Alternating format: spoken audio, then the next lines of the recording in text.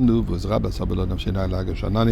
Abouz, mes chers amis, ensemble avec le Tilim que nous avons récité, le chapitre 123 pour la sécurité de nos chers frères et sœurs et pour la délivrance de nos otages, et bien sûr pour la Goula, puisque nous sommes tous des otages, particulièrement aujourd'hui, Erev Shabbat, Parashat Acharimot, où la Torah nous raconte après le décès des deux Kedoshim, Nadav Avihu, et bien nous prions à Kadosh Baruch Hu.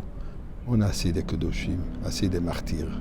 On veut déjà voir la Kedusha de Beth Amikdash. Et maintenant, eh bien, dans le cycle d'études de 3 chapitres de Rambam que nous avons recommencé il y a quelques semaines, présentement nous étudions les halachot de Shabbat. Hier, on a commencé le halachot de Shabbat. Alors, je voudrais raconter une histoire à propos de Shabbat. Possiblement, je l'ai déjà racontée dans le passé. Mais c'est une histoire qui m'a beaucoup affecté et je crois qu'elle vaut la peine de raconter, de re-entendre et de partager, surtout partager avec tous ceux que vous connaissez. Table de Shabbat, ainsi de suite.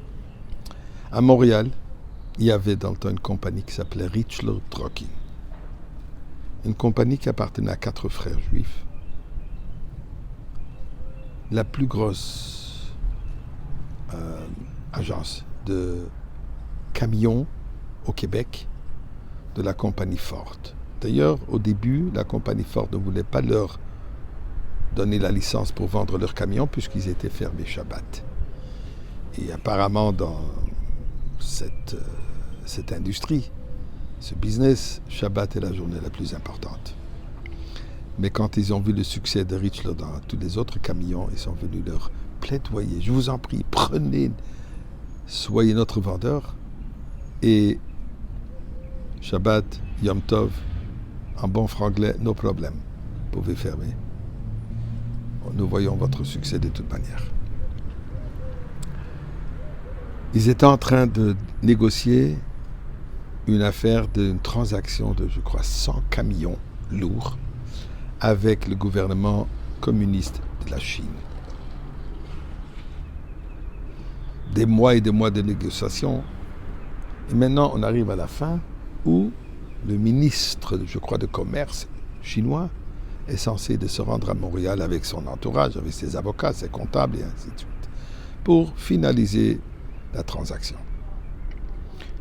Prévu 3 jours de négociation et vérification de tous les documents.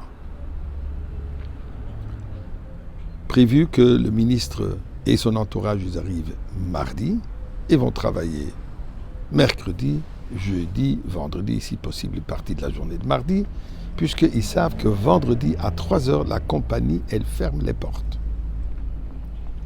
Mardi, ils reçoivent l'appel que malheureusement, il y a un retard. Mercredi matin, on sera là. OK. Mercredi matin, un autre appel. Désolé, il y a encore du retard. Mercredi après-midi. OK. Il y a toujours plus ou moins suffisamment de temps. Mercredi après-midi arrive et part, ils ne sont pas arrivés. Mercredi soir, un représentant de ministre appelle. Désolé, demain matin, première chose, à quelle heure vous pouvez commencer le plus tôt? L'heure que vous voulez. 8h30, on sera là. 8h30 arrive, le tapis rouge est prêt.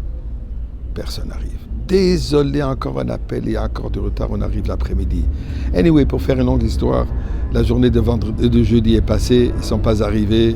Nous venons vendredi. Écoutez, messieurs, vous êtes les bienvenus, mais sachez qu'à 3h, nous, on ferme les portes. On va commencer. OK, commencez. On va continuer après Shabbat. Vendredi matin arrive. Bien sûr, les frères, ils sont anxieux. Il n'y a que quelques heures de travail. Comment ça va se passer? Mais écoutez, c'est quand même une affaire très importante. 100 camions, ça ne se vend pas tous les jours. Et on va faire du mieux. Le ministre arrive avec tout l'entourage. Après les plaisanteries, après les bonjours, etc. Le ministre s'adresse aux 4 frères. Est-ce que nous pouvons rentrer directement au bureau? Ça ne vous intéresse pas d'abord de voir les camions, de voir l'endroit, de voir... Non, on voudrait parler avec vous directement. Au point qu'il renvoie tout le monde du bureau Juste vous et moi. Ça, c'est au bureau, c'est un peu bizarre. Ni les comptables, ni les avocats. Et le ministre se tourne au frère et dit, où est-ce que je signe? Signe. Une montagne de documents. Ça ne m'intéresse pas. Nous avons vérifié si ce que vous dites, que vous fermez à 3 heures le vendredi, si c'est vrai ou si ce n'est qu'un jeu. On a vérifié, on a pu savoir qu'effectivement, vous êtes sérieux dans votre religion. Des personnes qui sont tellement sérieuses dans la religion, dans leur religion, on leur fait confiance. Pas besoin de vérifier quoi que ce soit, on signe. Après 1 heure de visite, tout a été signé. Shabbat Shalom.